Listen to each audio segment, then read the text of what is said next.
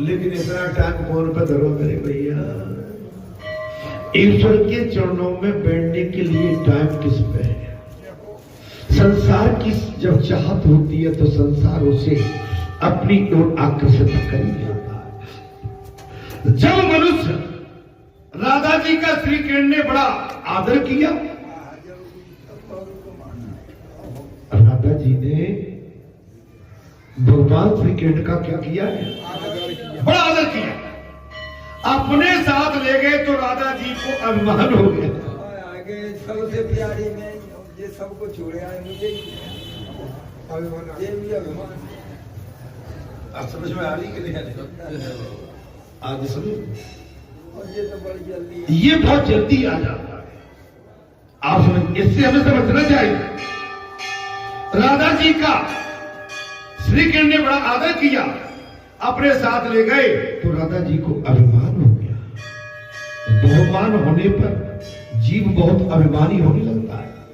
जब उसका आदर सम्मान अधिक से अधिक उसकी चाहत से भी अधिक होने लगे तो ये अभिमानी हुआ, तो वो जीव अभिमानी हो जाता है।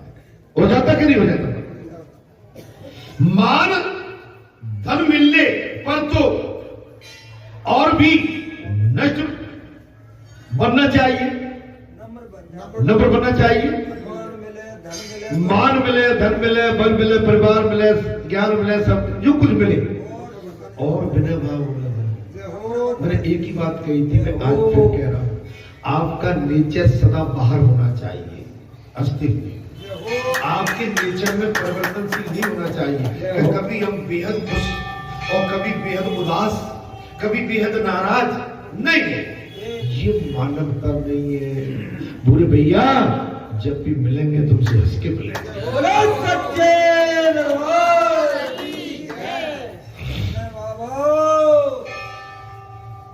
न तुमसे कुछ चाहिए, न तुमसे कोई लालच है, निस्वार्थ। परिवर्तनशील तो केवल समय है। मानव के चेहरे पे परिवर्तन आ रहा है तो समझ लो फिर मानव क्या संसार में कोई न कोई पीड़ा में डूबा हुआ है। उसके मन में, उसके चेहरे पर उदासीनता, मलिनता साफ दिखाई पड़ती है। और मलिनता आप भले ही छुपाओ, महाराज ऐसा क्या है जिसे छुपा रहे? क्या छुपाओगे? जब चेहरे पे धूल हो, आईना साफ कर रहे हो। चेहरे पे धूल है, आईना साफ कर रहे हो। अरे आईना साफ मत करो, चेहरे की धूल को साफ।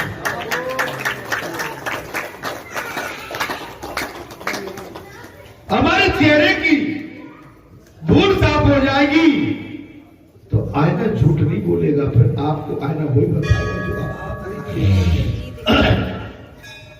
पुजारी जी, मैंने तो बहुत सुंदर उदाहरण दे दिया।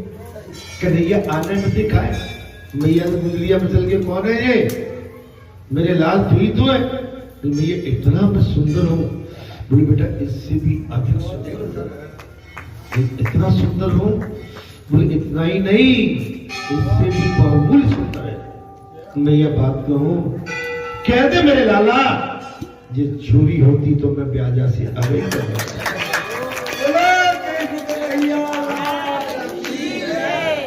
सुंदर तब बन पाओगे जब हमारा सुंदर मन होगा, चित्त सुंदर होगा, कर्म सुंदर होगा, कर्तव्य सुंदर होंगे, सोच भाव भक्ति बिना भाव, जलपान शुद्ध होगा, अन्न ग्रहण शुद्ध होगा, हमारा वातावरण शुद्ध होगा। वातावरण शुद्ध होगा तो हमारे शरीर में से सुंदरता की खुशबू अपने आप।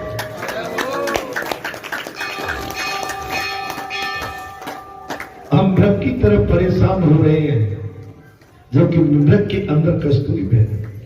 हम भी वही गति में चल रहे हैं, भगवान अंदर है लेकिन दर दर भटक रहे हैं। महाराज बात आ गई, जीव बहुत अभिमानी होने लगता है। माल धन मिलने पर उसे नम्र बनना चाहिए, लेकिन ऐसा करता नहीं। भगवान श्री कृष्ण अंतर ध्यान हो रहे, श्री श्रीकृष्ण अंतर ध्यान हो गए। जय हो। राधा जी पछताने और रोने लगी। मैंने क्या कहा? पता नहीं कथा आपको अच्छी लगी। राधा जी क्या करने लगी? जब अंतर ध्यान हो गए भगवान श्री कृष्ण तो राधा रानी रोने लगी, पछताने लगी। हे नाथ, हे प्यारे दर्शन दीजिए, प्यारे दर्शन दीजिए। आज तुम बिन रहूं न जाए, तुम बिन जल बिन कमल, चंद्र बिन रजनी, ऐसे तुम देखियो मोए महाराज सजनी, ऐसे मुझे देखिए। राधा जी ने भगवान श्री कृष्ण को पुकारती हुई कहने लगी।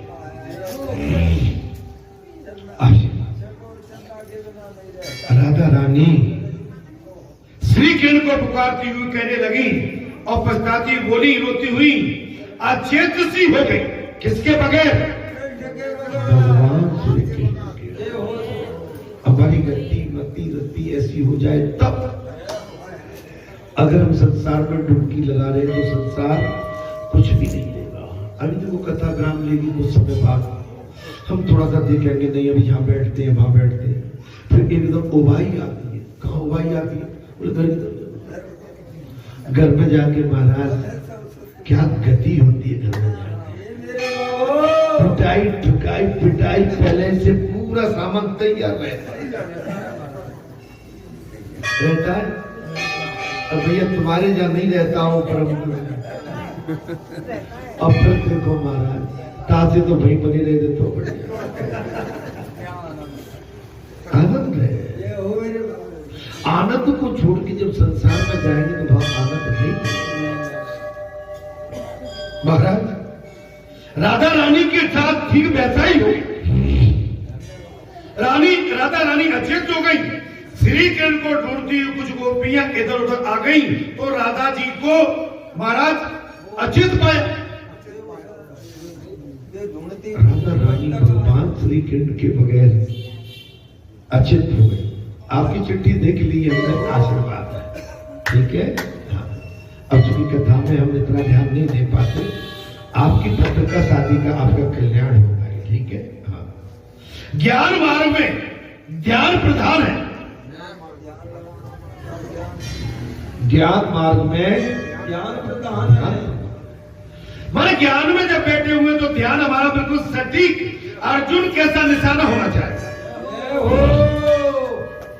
भक्ति मार्ग में भगवान के गुणगान भजन कीर्तन प्रधान है। भक्ति मार्ग में क्या है? भक्ति मार्ग में भगवान के गुणगान भजन कीर्तन प्रधान है। अपने दोषों का निवेदन करते हुए प्रभु के गुणों का गान करोगे तो उनको तुम पर दया आ जाएगी।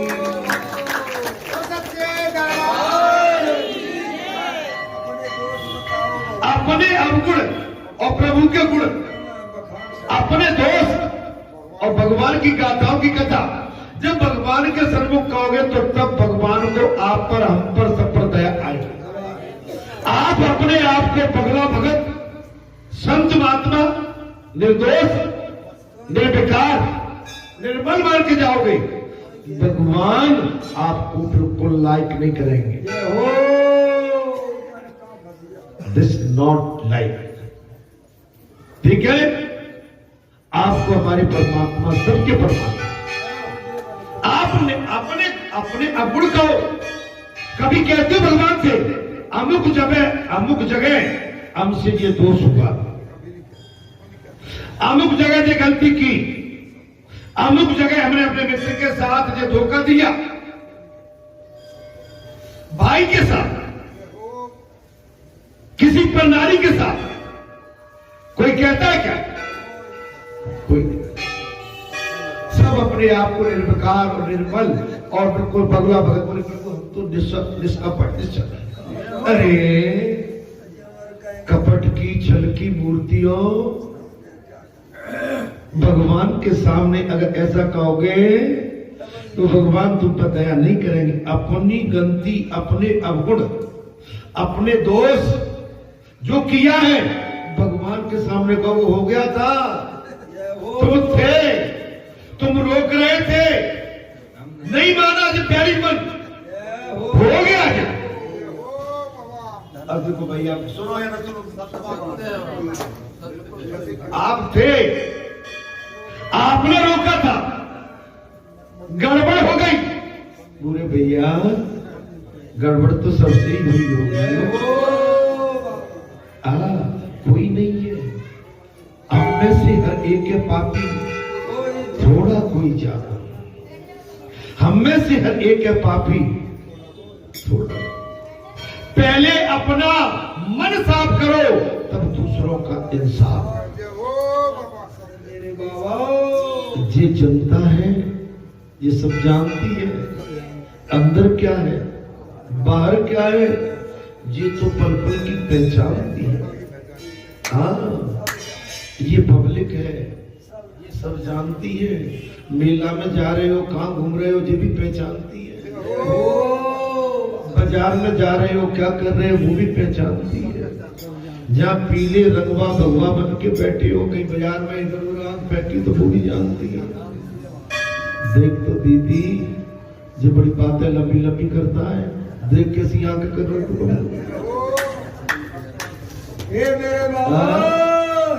और बात देखो तो देखो, बड़ी गुणीली बात करते है।